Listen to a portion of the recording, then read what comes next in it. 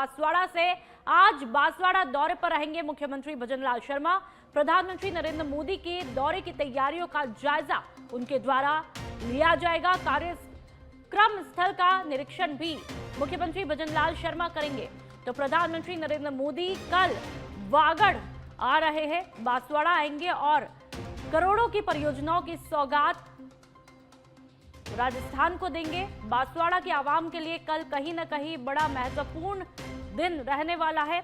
ऐसे में तमाम तरह की तैयारियां की जा रही है और मुख्यमंत्री भजनलाल शर्मा खुद ग्राउंड पर डटे हुए हैं और इस यात्रा के कई महत्वपूर्ण पहलू है। प्रधानमंत्री नरेंद्र मोदी की यात्रा के इस यात्रा का मुख्य उद्देश्य विकास परियोजनाओं की शुरुआत करना और परमाणु ऊर्जा क्षेत्र में एक नया अध्याय जोड़ना है। यात्रा के यदि महत्व की हम बात कर ले तो परमाणु ऊर्जा परियोजना की आधारशिला कल प्रधानमंत्री नरेंद्र मोदी के द्वारा रखी जाएगी। प्रधानमंत्री तकरीबन 2800 मेगावाट के माही बांसवाड़ा परमाणु ऊर्जा संयंत्र की आधारशिला रखेंगे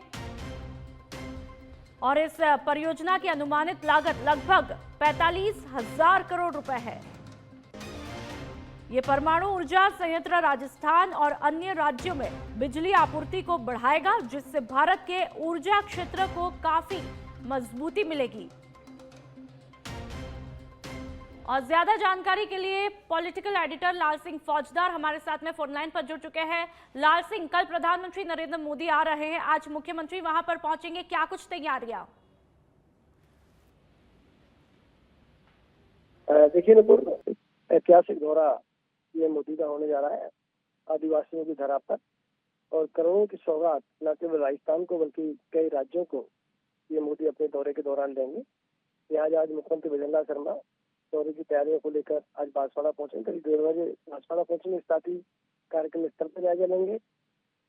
जहाँ भी ये मोदी के जाने कार्यक्रम बनेगा उन स्थानों का चर्चा करेंगे। साथ ही पार्टी के पदाधिकारी चर्चा करेंगे, चर्चा ऐतिहासिक दौरा सफल रहे, कोई कमी के दौरे में रहे। सबसे बड़ी बात, क्योंकि एक बड़ी सौगात आदिवासी इलाके में मिलने वाली है, खासकर बड़ी सौगात मिलेगी वो जो एटॉमिक ऊर्जा के क्षेत्र में एक क्रांतिकारी बदलाव लाने का कदम राजस्थान की होने जा रहा है, काल पर होने जा रहा है। इसको लेकर बड़ी उत्सुकता है लोगों के लिए, और चूंकि इससे न केवल राजस्थान के लिए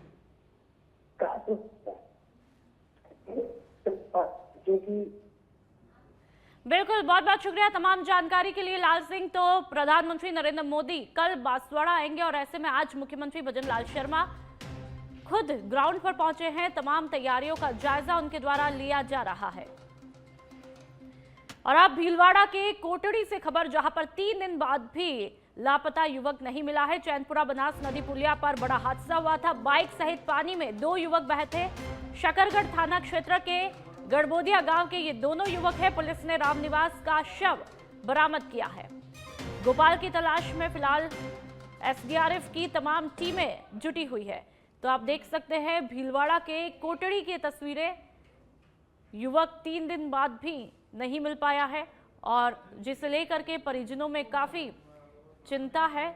ऐसे में तमाम लोगों की भीड़ यहां पर जमी हुई है और एसडीआरएफ की टीमें लगातार लापता युवक को ढूंढने की कोशिश में डटी हुई है। ये तस्वीरें आप देख सकते हैं, जिसके चलते जितने भी युवक के परिजन हैं वो काफी चिंतित हैं और युवक के सुरक्षित मिलने की दुआ कर रहे हैं। तो शकरगढ़ थाना क्षेत्र के गड़बोदिया गांव के दोनों युवक, पुलिस ने रामनिवास का शव तो बरामद कर लिया, लेकिन एक की अभी कोई खबर नहीं है। ऐसे में दुआ तो यही रहेगी कि दूसरा युवक सुरक्षित मिले, लेकिन फिलहाल परिवार में काफी चिंताएं हैं। परिवार के सदस्य काफी चिंतित है और लगातार यहां पर एसडीआरएफ की टीमें भी डटी हुई है। युवक की तलाश की जा रही है और ये दुआ है कि जल्द से जल्द युवक सुरक्षित मिल जाए। चैनपुरा बनास नदी पुलिया पर यह बड़ा हादसा हुआ और बाइक सहित पानी में 2 युवक बहे थे, लेकिन एक का शव मिला है और एक की अभी तक किसी भी तरह की कोई खोज खबर नहीं मिल पाई है। ऐसे में लगातार एसडीआरएफ की टीमों ने मोर्चा संभाल रखा है। लगातार तलाश की जा रही है, लेकिन 3 दिन से अभी तक युवक का कोई अता पता नहीं है। चाहे युवक के परिजन हो या फिर दोस्त हो, वो सभी चिंतित है। और ज्यादा जानकारी के लिए संवाददाता दिनेश हमारे साथ में फोन लाइन पर जुड़ चुके हैं। दिनेश, एसडीआरएफ की टीमों का क्या कुछ कहना है? युवक कब तक मिल पाएगा, इस बारे में कोई जानकारी? बिल्कुल, ये पूरा मामला है चैनपुरा बनास नदी के पुलिया का है। 3 दिन हो गए, अभी तक दूसरे दिन ही पता नहीं चल पाया है। लगातार परौली पुलिस व एसडीआरएफ की टीम तलाश कर रही है। कल एक का शव बरामद हुआ, जिसका पोस्टमार्टम कराकर पुलिस ने शव को परिजनों को सौंपा। इस संबंध में हमारी एसडीआरएफ टीम की बात उन्होंने कहा कि हम प्रयास कर रहे हैं, काफी लंबे समय हो चुका है, तो हो सकता है कि जो लापता युवक है कहीं बैठे कहीं दूर चला गया, क्योंकि कल भी 6 किलोमीटर दूर उसका शव बरामद हुआ था। लगातार एसडीआरएफ की टीम और परौली थाना प्रभारी प्रभाती लाल मीणा के नेतृत्व में वह टीमें गठित कर रखी है। साथ ही स्थानीय गोताखोर उनकी मदद भी ली जा रही है और प्रयास किया जा रहा है। जी बिल्कुल दिनेश, आखिरकार रुकावट क्या है, दिक्कत क्या है, उम्मीद क्या जताई जा रही है? बिल्कुल, जिस तरह से नदी का जो तेज बहाव है, पानी लगातार बढ़ रहा है, तेज बहाव के चलते हो सकता है कि कहीं दूर जाकर कहीं झाड़ियों में फंस गया हो गोपाल दुर्गा। अभी तक पता नहीं चला। लगातार एसडीआरएफ की टीम व परौली पुलिस का जाब्ता वह तैनात है और एसडीआरएफ की टीम के साथ स्थानीय जो गोताखोर की मदद ली जा रही है और प्रयास किया जा रहा है कि जल्दी। लेकिन टीम ने कुछ तो कहा होगा कि लगभग और कितना वक्त लग सकता है, क्योंकि जाहिर सी बात है 3 दिन लंबा वक्त होता है, परिजन भी काफी चिंतित है। ऐसे में टीमों के द्वारा क्या उम्मीद जताई जा रही है कि कब तक युवक जो है वो मिल पाएगा? बिल्कुल, आपने सही बात कही, क्योंकि परिजन का जो ढाढ़स का शब्द टूटा नजर आ रहा है, क्योंकि लगातार 3 दिनों के बाद परिवार का जो अभी नवरात्र चल रहा है, तो उनके हिसाब से भी देखा जा सकता है, क्योंकि त्योहार चल रहे हैं तो उनका पूरा परिवार रो के उनका बुरा हाल है। ठीक है दिनेश, बहुत बहुत शुक्रिया तमाम जानकारी के लिए। तो लगातार हम यही प्रार्थना करते हैं कि युवक सुरक्षित मिल जाए। हालांकि 3 दिन एक लंबा वक्त होता है, चिंता जाहिर सी मन में सभी को रहती है। और आप राजधानी की बात करेंगे, जयपुर से खबर, जहां पर एलन मस्क की टेस्ला कंपनी के नाम पर करोड़ों की ठगी हुई है। अमित अग्रवाल ने रिपोर्ट दर्ज करवाई है। Partner message Flotrade logistic and ware के प्रतिनिधि है अग्रवाल। वीकेआई थाने में आरोपित काविंद्र खुराना के खिलाफ मुकदमा दर्ज करवाया। एएसआई नरेंद्र कुमार इस पूरे मामले की जांच कर रहे हैं। तो अमित अग्रवाल ने रिपोर्ट दर्ज करवाई है। Partner message Flotrade logistic and ware के प्रतिनिधि है अग्रवाल, जिन्होंने रिपोर्ट दर्ज करवाई। वीकेआई थाने में आरोपित काविंद्र खुराना के खिलाफ ये मामला दर्ज करवाया है। राजधानी से इस वक्त की अहम खबर। तो एलन मस्क की टेस्ला कंपनी के नाम पर करोड़ों की ठगी का मामला सामने आया है। अमित अग्रवाल ने रिपोर्ट दर्ज करवाई है। क्या कुछ पूरा मामला है, कितने की ठगी हुई है, वो भी हम जानकारी लेने की कोशिश कर रहे हैं। Partner message Flotrade logistic and ware के प्रतिनिधि है। वीकेआई थाने में आरोपित काविंद्र खुराना के खिलाफ ये पूरा मामला दर्ज हुआ है। तो राजधानी जयपुर से इस वक्त की बड़ी खबर।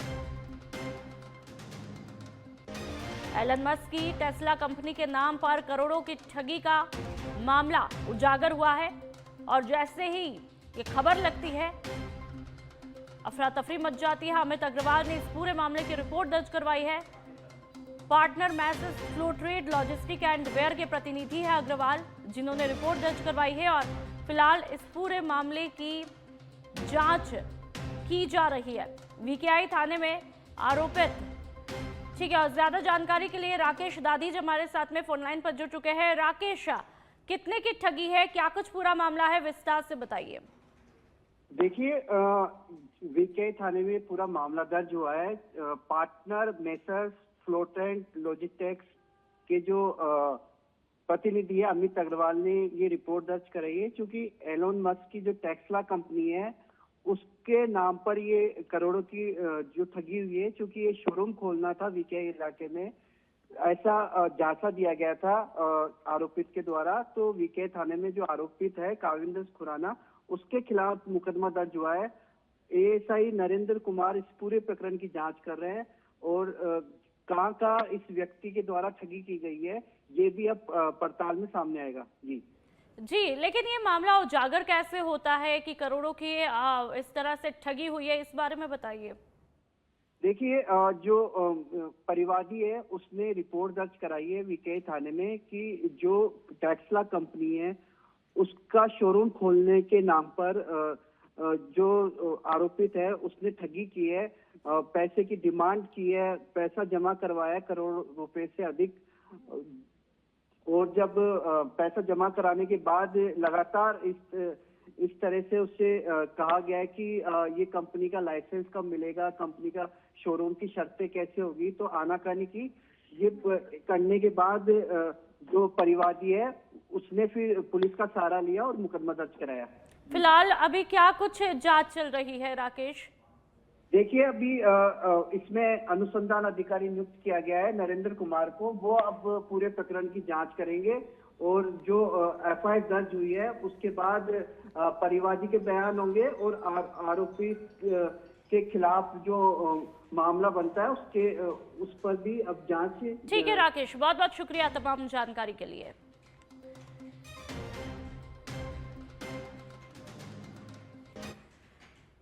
और अब जैसलमेर से बड़ी खबर, जहां पर राज्य वित्त आयोग के अध्यक्ष पहुंचे हैं। अंतर्राष्ट्रीय सीमा भारत पाकिस्तान पर पहुंचे हैं अरुण चतुर्वेदी। मातेश्वरी तनोट माता के मंदिर पहुंचे हैं अरुण चतुर्वेदी। तस्वीरें आप देख सकते हैं। माता के दर्शन लाभ अर्जित कर खुशहाली की कामना उन्होंने की। दर्शन के दौरान बीजेपी जिला मंत्री कंवरराज सिंह भी इस दौरान उनके साथ में मौजूद रहे। तस्वीरें आप लगातार देख पा रहे हैं। मंदिर परिसर में अरुण चतुर्वेदी ने श्रद्धालुओं से बातचीत की। बीएसएफ के जवानों और अधिकारियों से भी उन्होंने संवाद किया।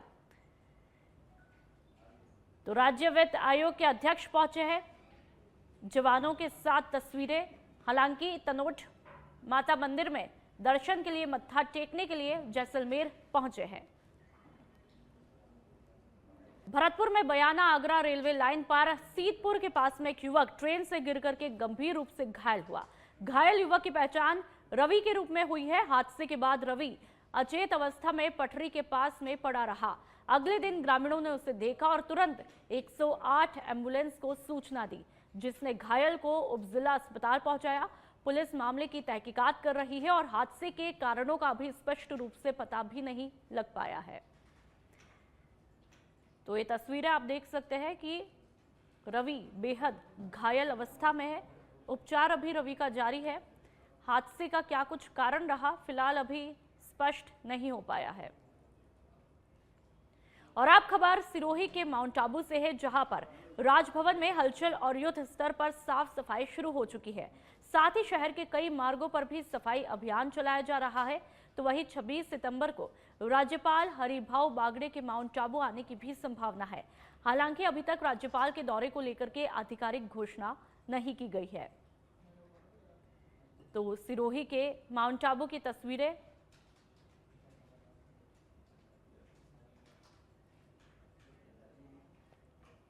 और अब झुंझुनू की बात करेंगे, जहां पर खेतड़ी नगर के ढाणी बाढ़ान में युवक की हत्या का मामला देखने को मिला है। और इस मामले में पुलिस कार्रवाई से ग्रामीण लोग असंतुष्ट है। ग्रामीणों ने धरना दे करके निष्पक्ष जांच की मांग की है। एसडीएम के माध्यम से मुख्यमंत्री के नाम ज्ञापन सौंपा गया। तो खेतड़ी नगर थाना क्षेत्र के ढाणी बाढ़ान में 14 सितंबर को हुई युवक की हत्या के मामले में पुलिस कार्रवाई से काफी असंतुष्ट दिखाई दे रही है।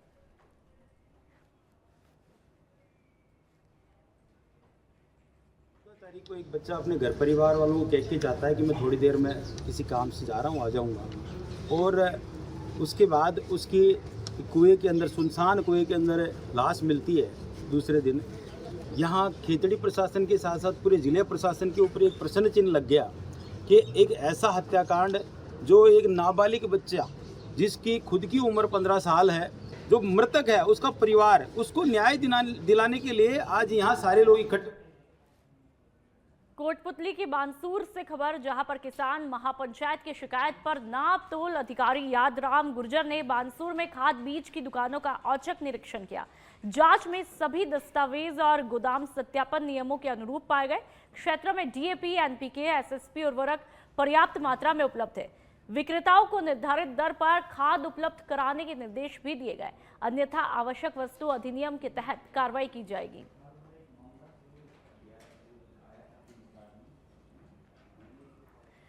और अब खबर बारा के छीपा बड़ौत से है, जहां पर कलमोदिया ग्राम पंचायत के गांवों में लंपी रोग की आशंका जताई जा रही है, क्योंकि आधा दर्जन से ज्यादा गायों में ये लक्षण देखने को मिल रहे हैं। गायों में तेज गति से बढ़ रहे संक्रमण के चलते पशुपालकों की चिंताएं काफी बढ़ चुकी है। इस पर पशु चिकित्सा विभाग से ध्यान देने की मांग की जा रही है।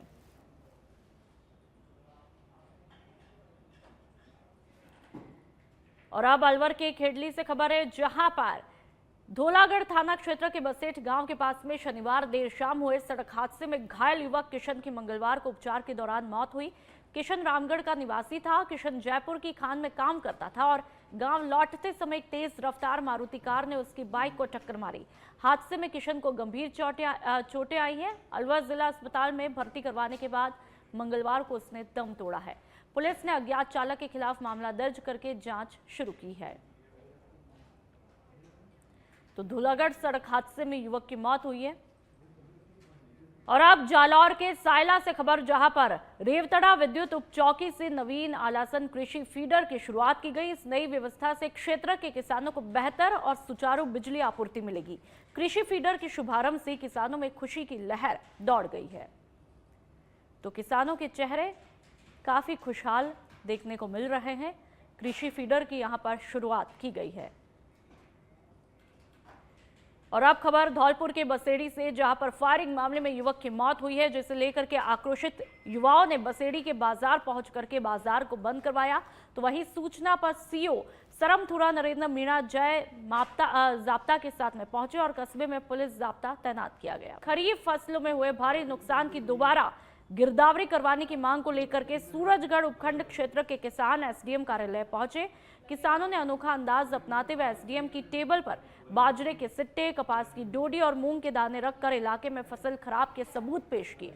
किसानों का कहना था कि अतिवृष्टि से खेतों में खरीफ की फसलें बर्बाद हुई, लेकिन गिरदावरी में पटवारी ने सही आकलन ही नहीं किया, जिससे मुआवजे पर संकट खड़ा हुआ है।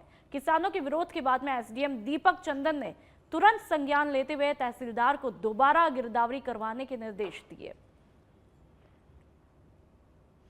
अधिकारी से मिले थे, उनको ये बताया हमने कि पटवारियों ने किसी दबाव में आकर या जानबूझ के बदमाशी करके किसानों की जो फसल खराब हुई है उसकी गिरदावरी में बहुत कम खराबा दिखाया है।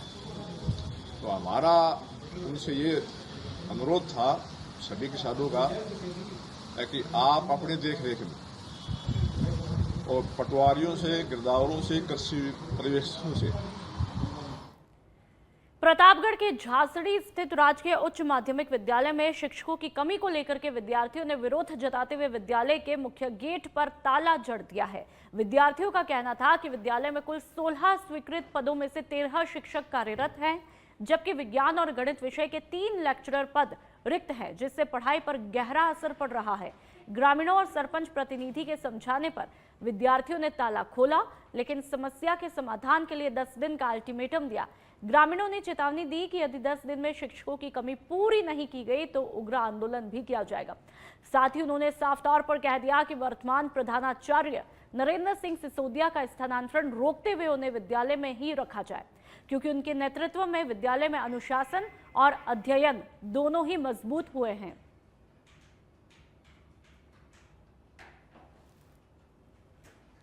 तो शिक्षकों की कमी को लेकर के विद्यार्थियों में काफी गुस्सा है। चलिए एक बार आपको फिर से बता देते हैं धौलपुर के बसेड़ी की वो खबर, जहां पर फायरिंग मामले में युवक की मौत हुई थी, जिसे लेकर के आक्रोशित युवाओं ने बसेड़ी के बाजार पहुंच करके बाजार को बंद करवाया। तो वहीं सूचना पर सीओ सरमथुरा नरेंद्र मीणा मय जाब्ता के साथ में पहुंचे और कस्बे में पुलिस जाब्ता तैनात किया गया।